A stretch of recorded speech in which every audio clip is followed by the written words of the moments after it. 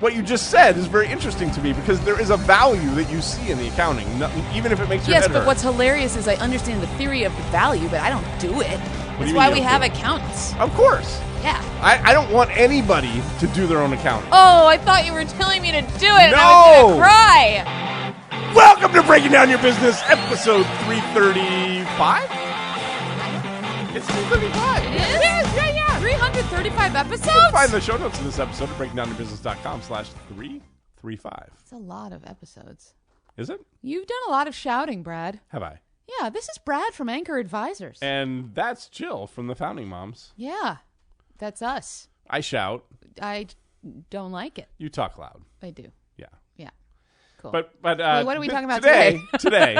Well, first of all, Jill, in case you haven't noticed, all you out there in podcast land, Jill has been theming our months the last few months. Yeah. Last month was PR month. We need to get our heads together. This month is operations month. And I'm just curious, when you wrote down the word operations. I didn't write that down.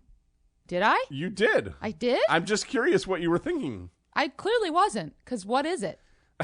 Operations? Yes. I mean, I know what they are, but do I? I don't. Oh, so in business. What did I mean, Brad? That's what I'm asking you, because Wait, this is your theme. Don't you know what I meant? I know what You usually operation do. means to me. What is Operations means everything that doesn't have to do with the customer. So it's not sales and marketing. Operations is how it works. And it's not doing the thing. We all played the game Operation. It's not that kind of operation. It's when you go from the head bone. All right, we're going to hear from the Comply neck Right, bone, and then I'm going to neck straighten Jill bone out to on your this. knee bone. So, Jill, how much do you know about employment law? Nothing. Absolutely nothing. You went to law school, you know nothing about employment law. I know nothing about employment law. How are small business owners supposed to figure out employment law if they didn't even go to law school? Thankfully, we have an incredible sponsor called Comply Right. Comply Right? That's offering a 6-course freebie to educate you on employment stuff regarding your business. I know. So if you're a business owner, chances are you're juggling many HR tasks and you're trying to keep up with the ever-changing employment laws. They're changing all the time. Yep. HR 101 from Comply Right is a free online training program that'll give you a solid understanding of employment law so you can handle typical workplace issues like a pro. This is completely free? Yeah. I'm just going to list to you some of the courses that they offer. General legal obligation for employers, recruiting and hiring, Hard. classifying workers correctly, Complicated. yeah, managing your employees, preventing Tricky. workplace harassment, Yikes. and discipline and termination. So I'm going to send you to complyright.com/courses. It's totally free. Go there right now. Do the thing. Wow. So, Jill, operations typically is things like HR, IT, accounting, It's how it makes your business work. production. Isn't that all yeah, it is? it's the things that make your business work. It's departments the that make foundation. things- It's the thing that everything else stands on top Oh, see, I see the founder as the foundation. No, the and founder. then the operations are what happens out of the foundation to make the thing make money. This metaphor is going nowhere. It's really not. So I want to focus this week on accounting because it's the most fun Ew! part of operations. That's it. I quit. Well, first, let me ask you a question, Jill. There's accounting in your business, The silence is me quitting. That's me quitting. I quit. There is accounting in my business. Yeah, you in account any for business things. where there's money that comes Right. in, there's accounting. Why? Because you need to account for the money that no, that's too punny. Why are you doing is there accounting? Why do you do accounting? First of all, because of the tax man. Okay. Second of all, because I want to know how much money's coming in, so I know how much can go out, etc. Flow. Say more about that. So you're if I accounting, just collect the money that comes in Yes. and I don't do any math, right? then I have no idea if I can hire somebody or if I can pay for software. So or the accounting helps you answer questions that you might have about your business. It's so funny, but I have such an aversion to the word accounting that every time you say it, it hurts. But what you just said is very interesting to me because there is a value that you see in the accounting, even if it makes your head Yes, but hurt. what's hilarious is I understand the theory of the value, but I don't do it. What do That's you why mean we you don't have do it? accountants. Of course. Yeah. I don't want anybody to do their own accounting. Oh, I thought you were telling me to do it, and I was going to cry. No, Okay. but I want you to value the fact that someone is doing it and that there are numbers there I that you totally can look value at. it. I've never, I don't want to do it. I don't want you Don't to make me do it. I don't want you to do Do it. you see how much I'm like sweating down my back now? Yes, but I understand that we have to understand it. And actually, for the first 4 years of my this business I run now, Yes.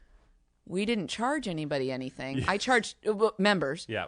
I did charge sponsors. Yeah. And every time a sponsor would write a check, I'd just spend it. I didn't add anything up for years. There's a lot of business owners. Should I be embarrassed about that? There's a guy who runs a bookkeeping and financial business who tells me that he tries to get people to run their businesses, not a checkbook. Yes. So people know how to. Amen. Right. And so what you were doing there was you were running a checkbook. You would get money and then you would spend it. Oh, running a check. I see. Yes, that's what I mean. I feel like I should be more embarrassed, but I truly just took money in. It's like, oh my God, I can buy the sneakers. And then I would buy the sneakers and then I would move on and keep doing that. And I don't remember when I went, oh, wait a second. I think it was, I want to buy this piece of software, whatever the software was. Right. Where's the money going to come from? Right. I already bought the sneakers. Right. So, and then I went, oh, wait, this is how a business should work. So all the time I sit down with clients and they say to me, Brad, I need to rent a bigger office. How much can I afford to pay for rent? Or I think I need to hire 2 more people. Why are they asking you? Exactly. Are you the accountant? Oh. Exactly. Because what every time they ask me these questions, like, how much can I pay for this person? I say, well, let's look at your income statement. And then they start sweating down their back. Exactly. Like me. Yeah. But the point is that when you have these kind of questions, the answer is always there in your income statement. Your income statement tells you. So this is interesting because I also should be embarrassed to admit that not very long ago, I had the bookkeeper I work with call me once a month and walk me through reading the income statement. You should not be ashamed of that. Because it's embarrassing to say, well, I never look at an income statement. But if you literally never look at an income statement, how do you know how to read it? So I had her train me. One of the most valuable things that bookkeepers and financial people can do is sit down with you every month and walk through your income statement and your balance sheet. I've been through a lot of accountants, and I'm surprised more don't offer that kind of service. It is so valuable. It's so valuable. If you're listening and your bookkeeper doesn't do this for you, sit down with them and say, I want to go over this once a month. I want to go over my income statement. It took 5 minutes. I want to go over it's so easy. my receivables and my cash. And you'll be very pleasantly surprised, as I was, because I feared the phone call. And then I was like, oh, it's good. and that's the place you should be asking questions like, how much can I spend for this new software? Right. Because the answer is there. Now, but you'll also see, how can I spend on this new software? And then you'll look at the statement and go, oh, I could, but actually over here, it might fit better to spend more in this place instead. Right. That's right. Or you could say, oh my gosh, I've been spending $2,000 a month on marketing. That seems like a lot. Yeah. Maybe I should spend $1,000 a month on marketing and just listen to Breaking Down Your Business and have more money to spend on my software. Right. So that's kind of like the level one way of using your accounting is to kind of look at the historical information and say, okay, ask it questions and answer some things. If you want to level up, if you want to go up to the next level, do I? You do. Because here's the thing. If you were driving and your windshield was all painted black, but you still had your rearview mirror, how good a driver would you be? Probably fantastic. Really? If all I had was that and I trained myself to drive backwards. Okay, you're not driving backwards, though. You're driving forwards. It's just that you're only looking backwards. I mean, I'd attach a mirror. I'd figure it out. That's what looking at your historical financials is. You're only looking backwards. You're not looking forwards ever. But the windshield is black. But is it? Yes. You have some indicators of the future. You know how many people are coming to your website or how many trials you're getting at the Founding Mom. That's just people honking at me as I go. Yes. But people are starting trials at the Founding Moms, and you know whether that number is going up or down. You know how many people are showing I see up. what you're saying. There are indicators of future revenue in your business. Sure. And those aren't just honks around my black windshield. That's I'm really correct. loving this metaphor. I'm just going with it. These are like holes that tiny we're starting little to holes sketch. that are right. And so then if you start to pull those together, the hole gets bigger and you can start to see the future. You can see things that haven't happened Are you yet. claiming on this podcast that we all can see the future? Yes. That's a big claim, Brad. Absolutely. I don't know if I And the can do tool that. in my business that is like my crystal ball that helps me see this future is my budget. I put together a projection at the beginning of the year of how much income and how much expense I have for every month through the rest of the year. Sure. And so that every month I compare my performance against my Does budget. this assume that you are going to have a stable and regular quantity of money coming in every month when you do your budget? When I do my budget, I forecast based on the clients that I already have and how much I think they're going to pay me. And then if I'm doing some marketing and sales effort, I believe I know that that's going to produce new clients for me out into the future. And so basically you make up a whole lot of numbers that might never come true. Correct. Okay. Is that what we're calling seeing the future? I just need to call you out on it like it is, okay? I think that we are all to some degree feeling like we're driving around with a black windshield. Love the metaphor.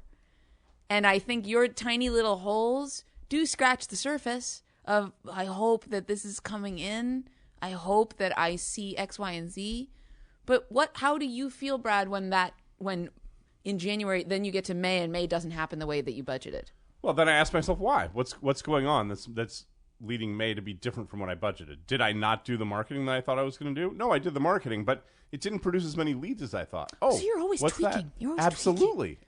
Just like you're tweaking your PR pitches as you go out there, I'm tweaking what's going on in my business based on the feedback, the results that I'm getting in my accounting.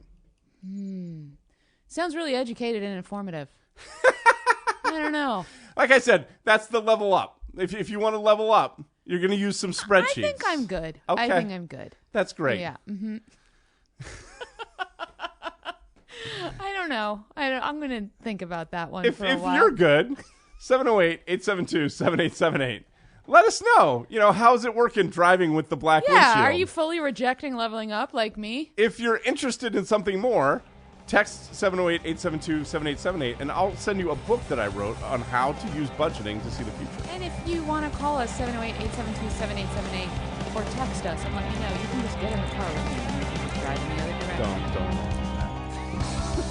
Brad, I think we crushed it.